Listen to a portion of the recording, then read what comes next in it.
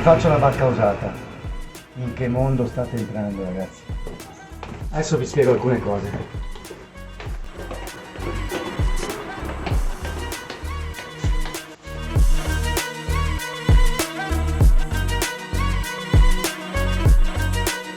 Innanzitutto valutate la marina, come quella dove stiamo entrando adesso. Prima il posto e poi la barca. Ed eccomi qua, ancora una volta in quel tunnel che ogni volta mi riporta alla luce. Io sono Giorgio, ma ormai tutti mi chiamano Giorgio il mare. Perché? Perché anch'io, molti anni fa, mi sono ammalato di quella malattia inguaribile, che è la passione per il mare e per tutto ciò che galleggia. E così oggi a tutti voi che siete in dubbio su come fare per potervi avvicinare a questo sogno e comprare una barca, darò tutta la mia esperienza e i miei consigli. Avete trovato una ottima soluzione con la marina, allora iniziate a cercare una barca. Ragazzi, se brancolate nel buio probabilmente siete sul canale giusto, quindi iscrivetevi al canale e salite a bordo con me. La barca usata è un mondo che neanche vi immaginate. Prima di tutto dovete essere consapevoli del fatto che cambierete radicalmente la vostra vita, perché questa nuova vita avrà dei costi in tempo ed in denaro. Dove sono gli aspetti positivi? Questo me lo direte voi.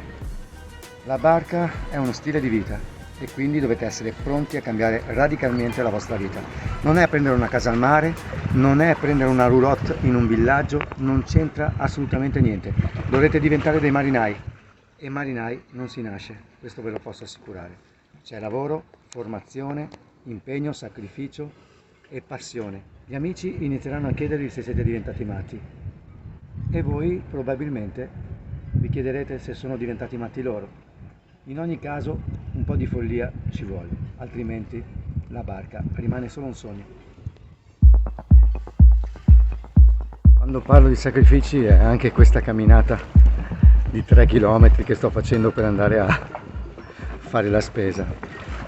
In un pontile infinito che devi fare 50 volte al giorno, anche solo all'ormeggio devi diventare un essere marino. Approccio alla vita marina. Perché? Perché ti sei abituato ad essere una creatura marina e non è facile. Barca a vela, a motore, scegliete voi. Io sono passato alla vela, ma poi è soggettivo, è la filosofia dei velisti ha rapito la mia vita. Poi voi vedete per cosa vi sentite più adatti.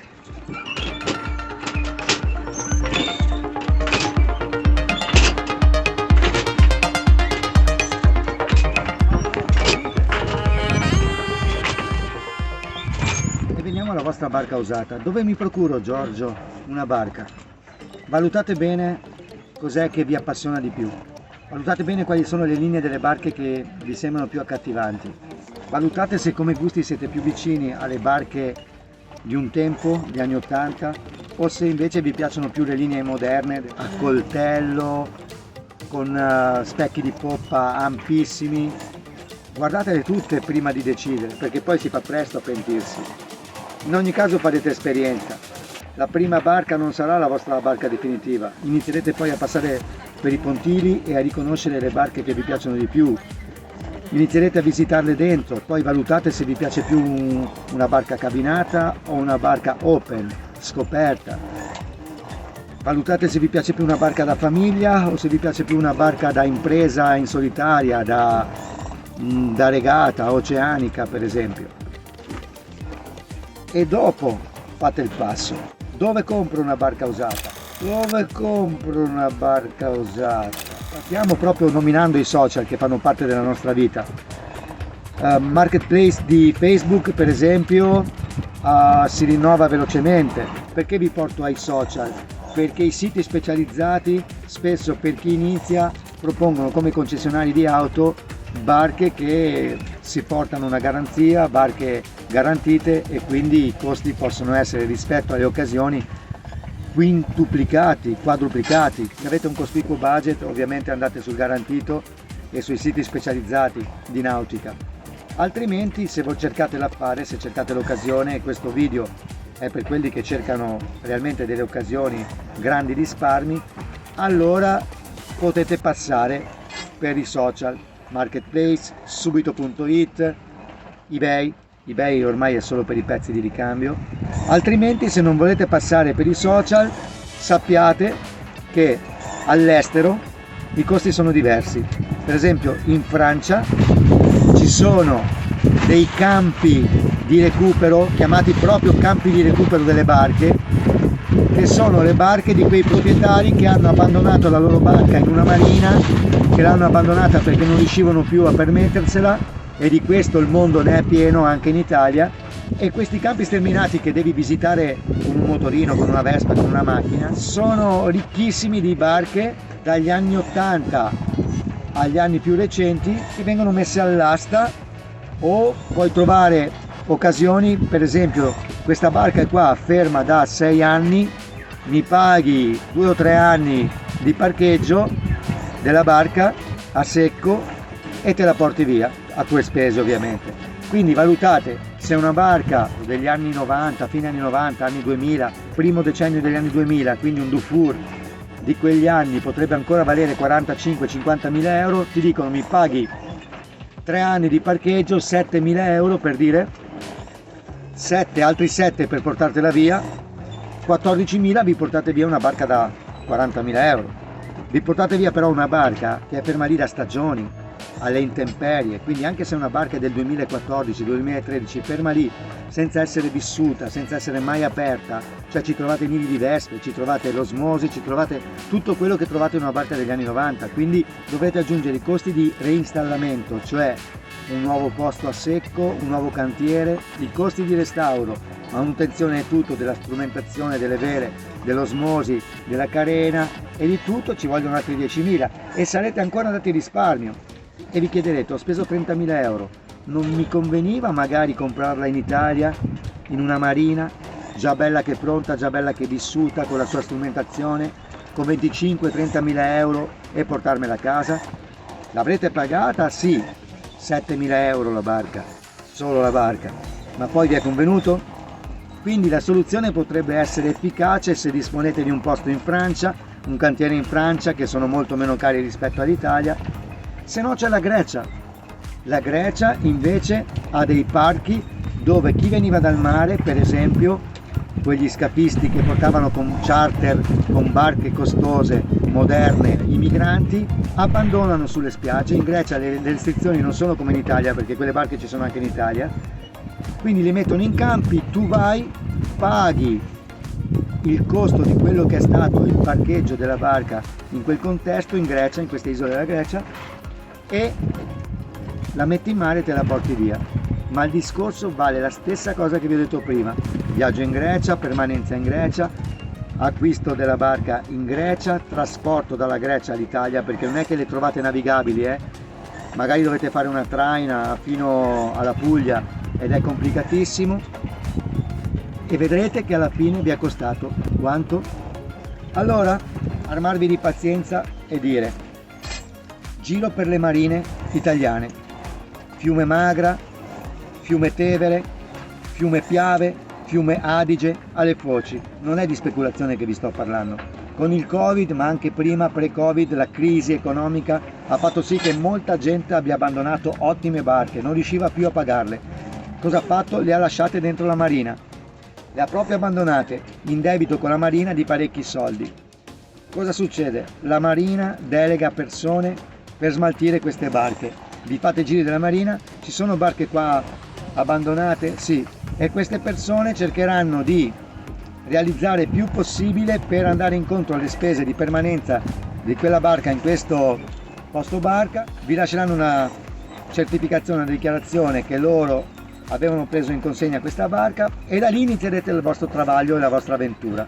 Lì allora una barca, come vi dicevo prima, che ha un valore oggettivo di 20, 18, 15.000 euro, potrete portarla via al costo di quello che è la permanenza di quella barca, 5, 6, 10, 5.000 è proprio il minimo.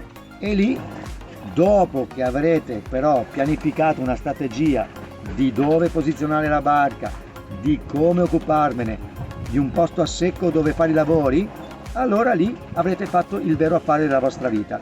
Il vero affare della vostra vita, perché la vostra vita cambierà, perché da lì in poi non penserete ad altro che la barca. Ogni volta che avrete un minuto libero, ma anche non libero, il pensiero vi porterà alla barca. Il tempo lo pianificherete in merito a quello che è l'esigenza vostra per poter andare in barca a lavorare sulla barca. La vostra vita cambierà radicalmente e mi attengo a quello che vi ho detto prima. La vostra vita prenderà una svolta, una sbandata pazzesca, perché diventerà una vera e propria malattia.